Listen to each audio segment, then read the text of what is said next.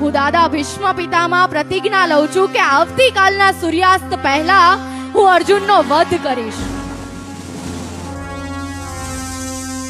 આ તરફ દાદા ભીષ્મ પિતામહે પ્રતિજ્ઞા લીધી છે અને બીજી તરફ પાંડવોની શિબિરમાં હાહાકાર મચી ગયો છે.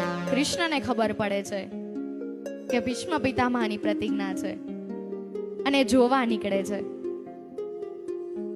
સૌથી પહેલા એ ભીમની શિબિર હોય છે ત્યાં જાય છે. ભીમ ગદાના પ્રહાર માટે વધારેમાં વધારે કોશિશ પ્રયત્ન કરી રહ્યા હોય છે.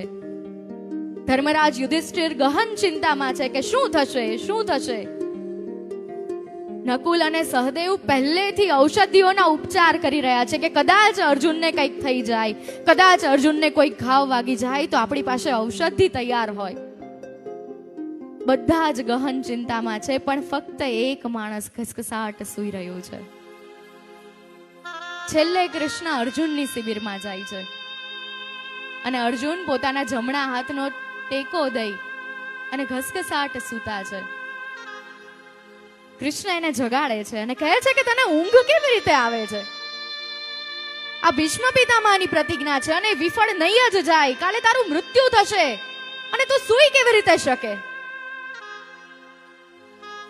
ત્યારે અર્જુન હસીને ફક્ત એટલું કહે છે કે માધવ તું જાગે છે ને, હું એટલે સૂતો છું.